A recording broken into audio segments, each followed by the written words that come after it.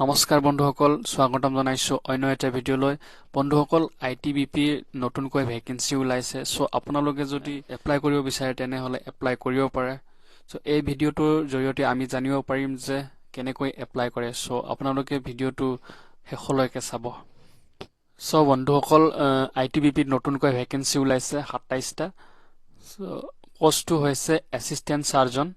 Okay, so pay scale হৈছে 56,000 to 1,77,500. Okay, so eligibility hoise education qualification apnar bachelor's degree in veterinary science and animal husbandry from a recognized university.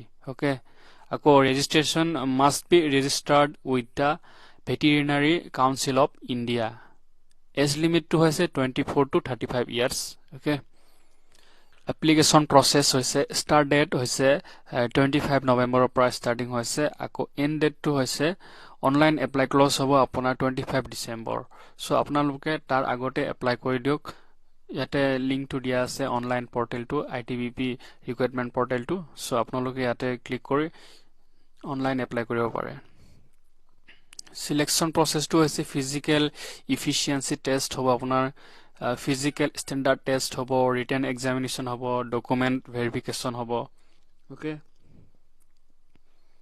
ako application fees ST SC ex serviceman female candidates or nalage. ako others candidate or hoise 400 টকা. how to apply? so apnaloke etia apply kene koribo. ইয়াতে প্ৰথমে আপোনালোকে registration কৰিব লাগিব। So ইয়াতে আপোনালোকে click কৰিব। Click কৰাৰ পিছত আপোনালোকে এনেকা ইন্টাৰফেস আহিব। সো প্ৰথমে আপোনাৰ নামটো ইয়াতে দিব, আকৌ middle name, last name, and then email ID. আকৌ ইমেইল আইডি টো ইয়াতে কনফাৰ্মেশন কৰিব। তাৰপিছত আপুনি পাসওয়াৰ্ড দিব, ইয়াতে পাসওয়াৰ্ডটো কনফাৰ্ম কৰিব। এন্ড দেন ইয়াতে আপোনাৰ date of birth. Okay, date of birth as per matriculation certificate. okay, আপোনাৰ মেট্ৰিকৰ সাৰ্টিফিকেট যেনেকুৱা বাৰ্থডে আছে তেনেকুৱা দিব, হেতুৱে দিব। আকৌ ইয়াতে সিকিউৰিটি কুৱেশ্যন আপোনাৰ ইচ্ছা মতে এটা সিলেক্ট কৰিব। সিলেক্ট কৰি আপুনি ইয়াতে এনসাৰটো দিব। আকৌ এনসাৰটো হ'ব লাগিব আপোনাৰ 6 ক্যাৰেক্টাৰ। ওকে, সো ইয়াতে ক্যাপচাটো এন্টাৰ কৰি দিব এটো। তাৰ পিছত আপুনি ইয়াতে সাবমিট কৰি দিব। সাবমিট কৰাৰ পিছত আপোনাৰ তাতে এটা মেইল যাব, কনফাৰ্মেশন মেইল কনফাৰ্মেশন। সো আপুনি তাতে কনফাৰ্ম কৰি দিব। কনফাৰ্ম কৰাৰ পিছত আপুনি লগইন কৰিব পাৰিব।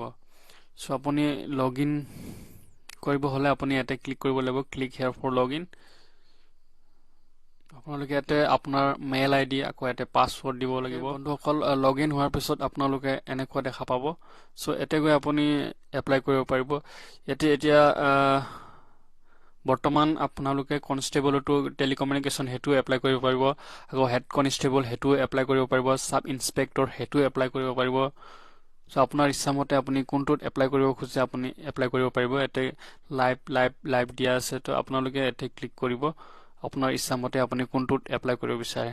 ওকে বন্ধুসকল, এপ্লাই লিংকটো ডেসক্ৰিপচনত দিয়া আছে। সো আপোনালোকে তাতে গৈ এপ্লাই কৰিব। Thank U.